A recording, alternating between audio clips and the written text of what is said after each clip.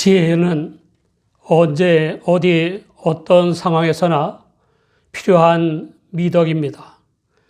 미덕들은 실천하는 사람과 상황에 따라서 악덕이 될 수도 있습니다. 용기는 미덕이지만 정당한 시위를 하는 자국 국민들을 살상하는 일에 용기를 내는 것은 악덕입니다. 충성은 미덕이지만 악행자들이나 침략 전쟁을 일으킨 통치자들에 대한 충성은 악덕입니다. 미덕이 되려면 지혜가 필요한 것입니다.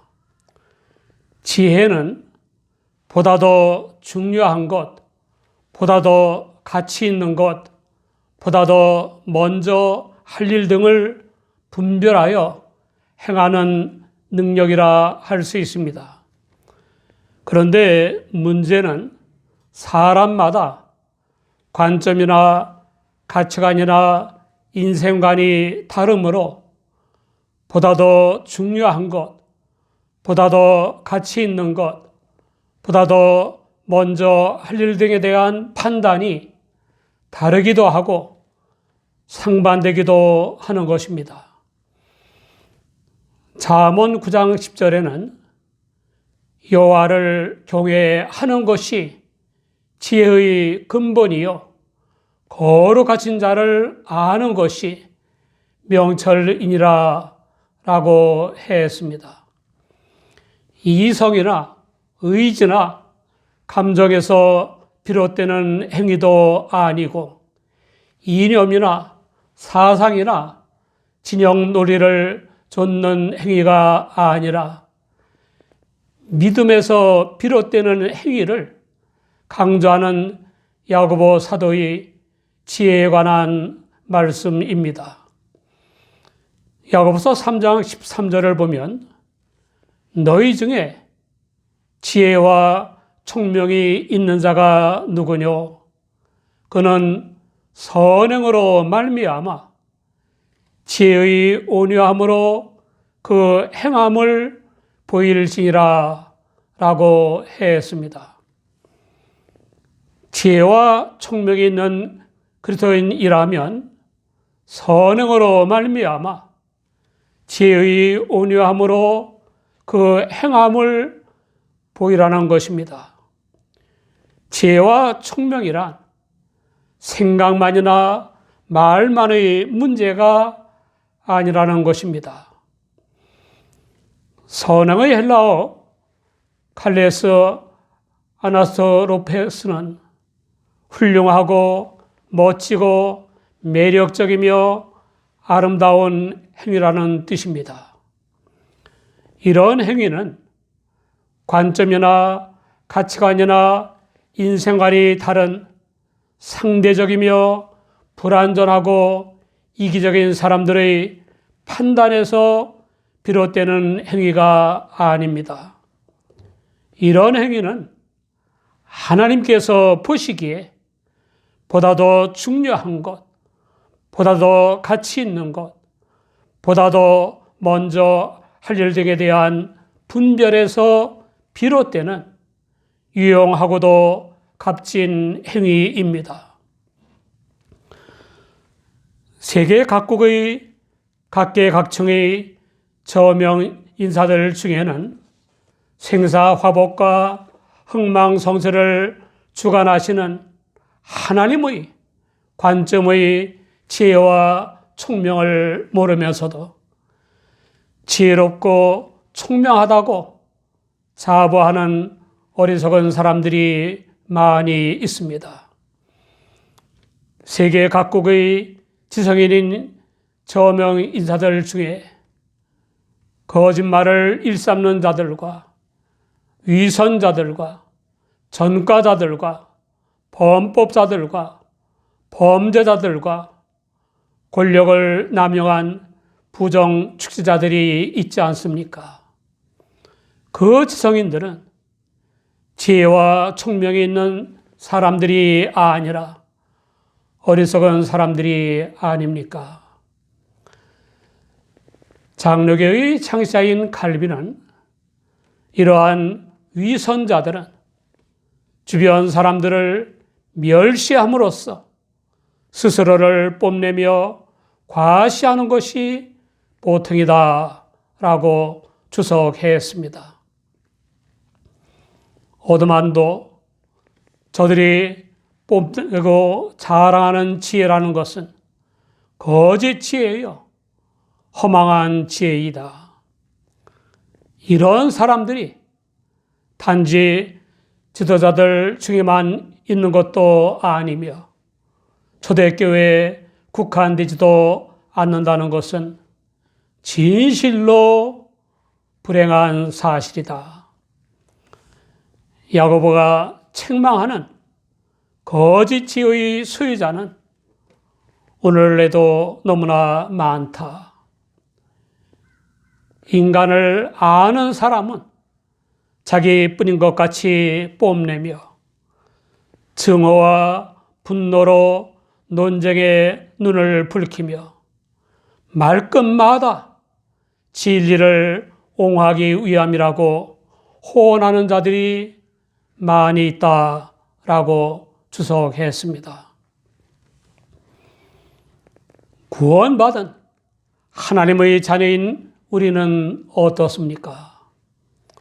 언제 어디 어떤 상황에서나 위로부터 난 지혜와 총명을 받은 사람답게 항상 온유한 마음에서 비롯되는 선한 생활을 잘하고 있습니까? 언젠가 금요일에 결혼 주례를 마치고 귀가하는 길에 전철을 탔습니다.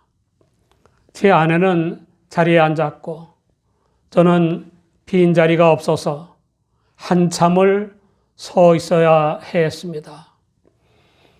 피곤하고 다리도 아프고 해서 앞에 앉은 사람이 언제나 내리나 하고 기다렸습니다. 드디어 그 사람이 일어나 내렸고 저는 미소를 지으면서 선반에 얹어놓은 가운이 담긴 봉투를 꺼내려고 손을 위로 뻗었습니다. 바로 그 순간 누군가의 손바닥에 제 엉덩이가 밀쳐지는가 싶더니 좀 앉읍시다 하는 소리와 함께 어떤 사람이 털썩 앉아버리는 것입니다. 웬 국제암체가 성추행을 하나 하고 쳐다보니까 글쎄 교인이더라고요. 또 떨어져 앉은 친구를 옆으로 오라고 성화를 해서 옆에 앉혔는데 그 할머니 목에 십자가가 반짝반짝 거렸습니다. 그래서 저와 아내와 제 옆에 섰던 아가씨 셋이서 서로 얼굴을 마주보면서 소리 없이 웃지 않았겠습니까? 온유의 헬라어 프라이테티는 고전 그리스어에서는 노임을 완화하는 방법인 외적 행위로 사용됐습니다. 오드만은 온유함이란 약하게 구름이란 뜻이 아니다. 온유와 나약을 연결시키는 것은 만부당한 일이다 라고 하였고 또 자기의 실력에 대하여 확신이 있는 강한 자만이 참으로 온유할 수 있는 것이다 라고 주석했습니다. 야고보 사도는 지혜가 있다고 자랑하는 사람들에게 온유한 마음에서 비롯되는 행위가 없고 마음 속에 독한 시기와 다툼이 있으면 자랑하지 말고 진리를 거슬러 거짓말하지 말라고 했습니다. 시교의 헬라어 젤로는 다른 사람의 소유를 탐하는 것이나 또는 자신에게 합당치 않은 것까지라도 가지고 싶어하는 잘못된 욕망을 의미합니다. 이와 같이 독한 시기는 인간의 우월감이나 열등감에서 비롯되는 것인데, 특히 열등감에서 강렬한 시기심이 발동하는 것입니다. 다툼의 헬라어 에리타이아는 당쟁심, 당파심, 이기적인 야심을 의미합니다. 이런 독한 시기나 당파심 또는 이기적인 야심을 가진 사람이 스스로 지혜에 있다고 자랑하지만 실상 진리를 거스르고 있는 것이므로 자랑할 게 없습니다. 이런 지혜는 위 곧 하나님께로부터 내려온 것이 아니고 세상적이며 정욕적이며 마귀적인 것입니다. 첫째, 세상적인 지혜는 재물과 권세와 명예 등 죽는 순간에 결별할 세상적인 것들을 하나님의 말씀을 순종하여 얻는 영적인 것들보다 더 중시하며 추구하는 것입니다. 고린도전서 3장 19절에 이 세상 지혜는 하나님께 미련한 것이니 기록된 바 지혜에 있는 자들로 하여금 자기 괴율에 빠지게 하시느니라 하였고 라고 했습니다. 둘째, 정욕적인 지혜는 자연적인 것이나 본능적인 것을 보다 더 중시하여 추구하는 것입니다. 바클레이는 동물이 먹이를 얻거나 살아남기 위하여 물어 뜯으며 으르렁거리는 지혜밖에 되지 않는다라고 주석했습니다.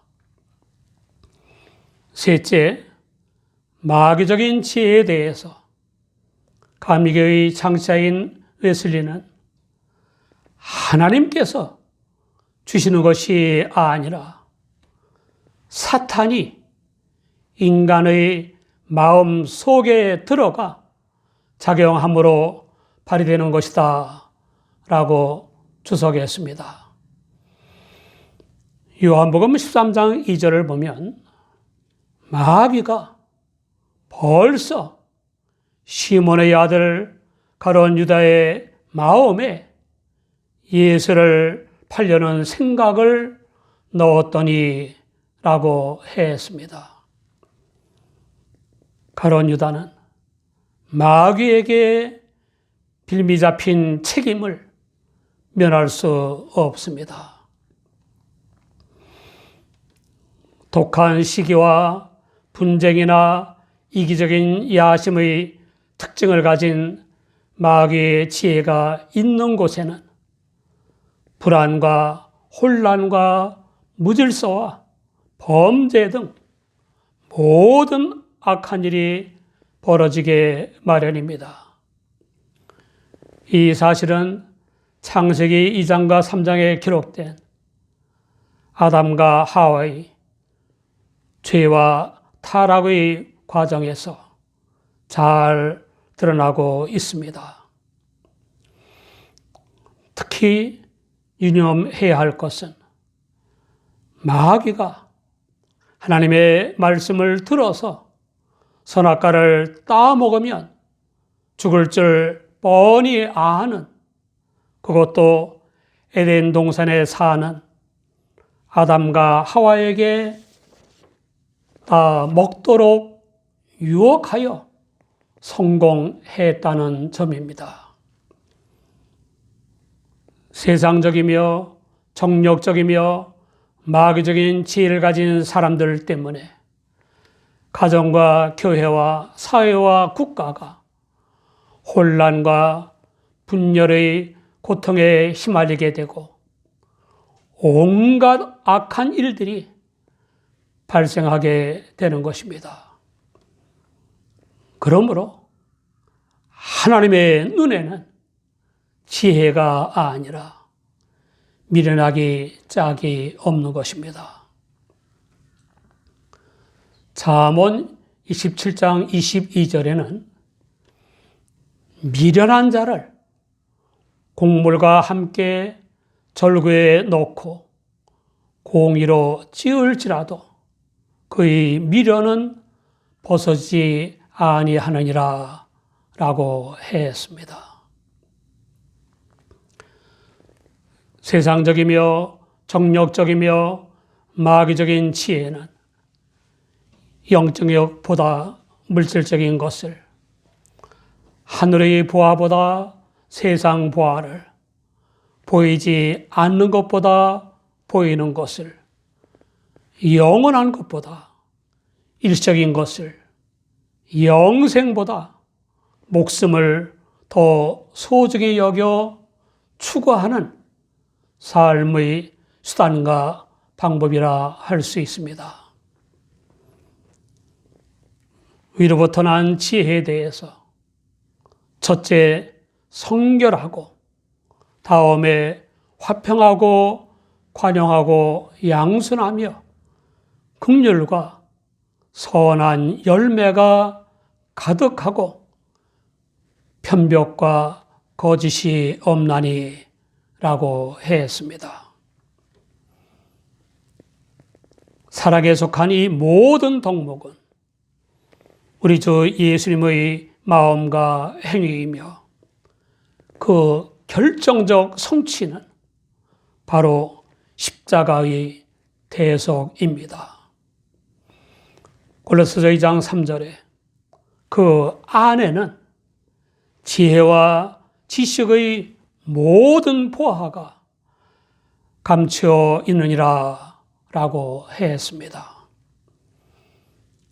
성결하고 화평하고 관용하고 양선하며 긍휼과 선한 열매가 가득하고 편벽과 거짓이 없는 하늘의 지혜는 인격 수양을 비롯한 그 어떤 인간의 노력으로 형성되는 것이 아닙니다. 1장 5절을 보면 야고보 사도는 너희 중에 누구든지 지혜가 부족하거든 모든 사람에게 후히 주시고 꾸짖지 아니하시는 하나님께 구하라. 그리하면 주시리라 라고 했습니다. 사랑하는 여러분, 참으로 지혜로운 사람은 보다 더 중요한 것, 보다 더 가치 있는 것, 보다 더 먼저 할 일 등의 척도를 자기 자신에게 두지 아니하고 사랑과 복음 선교에 두는 것입니다.